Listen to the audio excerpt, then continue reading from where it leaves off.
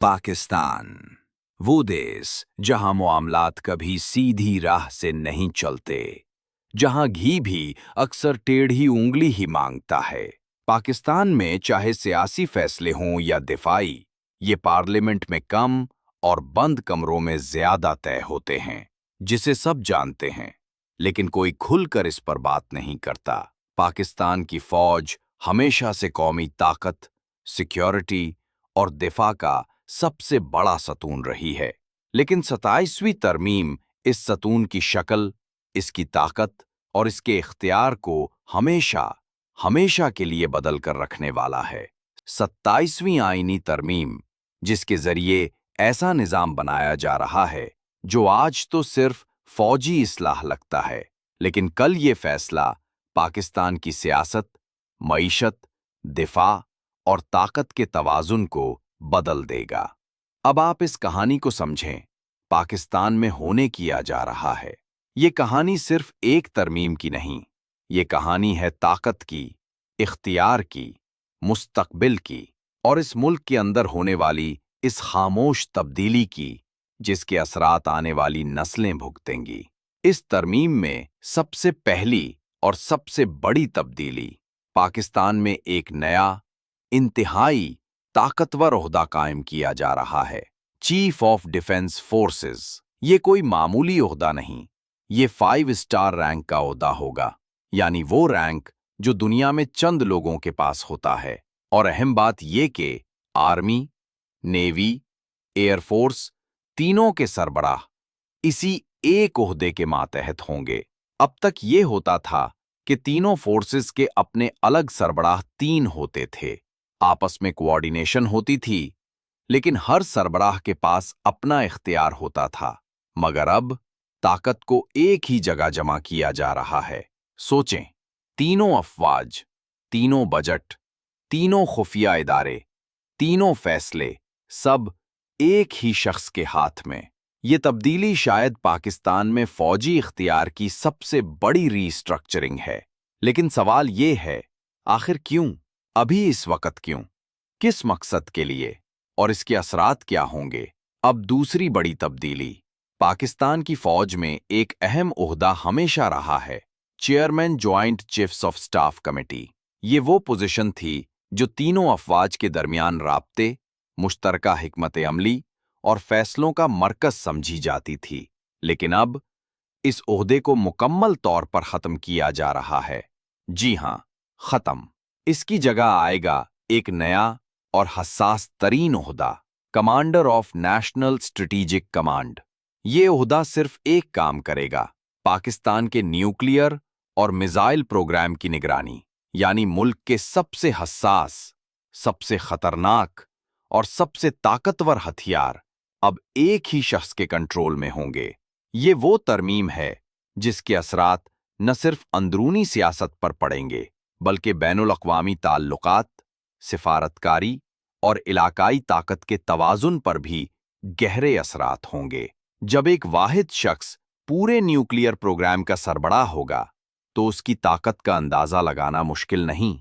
तीसरी बड़ी तब्दीली, शायद सबसे दिलचस्प, सबसे बहस तलब और सबसे ज्यादा ताकतवर फैसला, फील्ड मार्शल के ओहदे को आईनी हैसियत। इसका मतलब ये है कि पहली बार फील्ड मार्शल का ओहदा आईन में शामिल हो जाएगा और मौजूदा army chief general Asim Munir ये ओहदा ताहियात रख सकेंगे। यानी ये ओहदा अब किसी नई हुकूमत की मर्जी से ख़त्म नहीं हो सकेगा। ये प्रोटोकॉल, सिक्योरिटी, हैसियत सारी जिंदगी बरकरार रहेगी। जनरल आसिम मुनीर हमेशा आईनी तौर पर आला तरीन फौजी शख्सियत रहेंगे। ये पाकिस्तान की फौजी तारीख में ताकत के मुस्तकिल इर्तका का एक नया बाब है। लेकिन यहाँ एक सवाल पैदा होता है, क्या ये फैसला सिर्फ इज्जत और प्रोटोकॉल के लिए है, या ये कोई तवील मुद्दती प्लान है जिसमें फौजी क़यादत की ताकत को मुस्तकबिल में भी मुस्तहकम रखा जा रहा है? अब सवाल ये उठता है, ये सब अभी क्यों हो रहा है? इसका जवाब इतना आसान नहीं, लेकिन हकीकत ये है कि पाकिस्तान इस वक्त कई बड़े चैलेंजेस से गुजर रहा है। सियासी अदम इस्तेहकाम, माशी बुहरान, अवामी बेचैनी, इलाकाई तनाज़ात, बैरूनी दबाव और सबसे बड़ा सिक्योरिटी के खतरात। ऐसे वक्त में फौज शायद अपने आप को मज़ीद मुनज़्ज़म, मजबूत और मुत्तहिद करना चाहती है।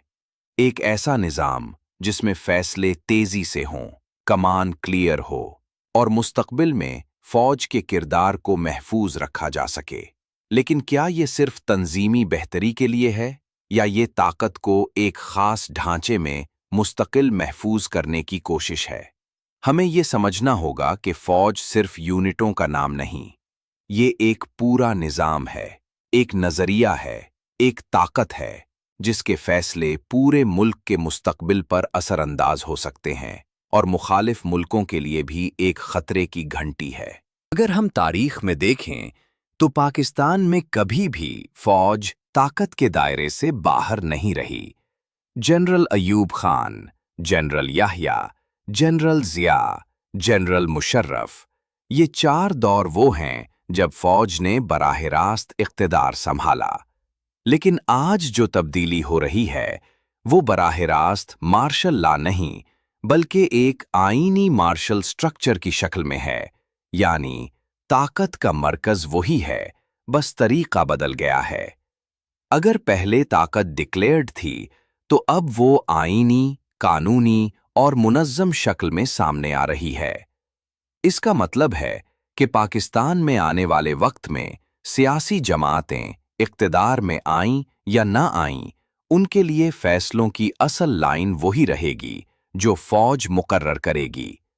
लेकिन यहाँ सबसे दिलचस्प बात है, ये तरमीम सिर्फ आज के लिए नहीं, ये एक ऐसा सिस्टम बना रही है जिसे आने वाले 20 से 30 साल तक तब्दील करना तकरीबन नामुमकिन होगा।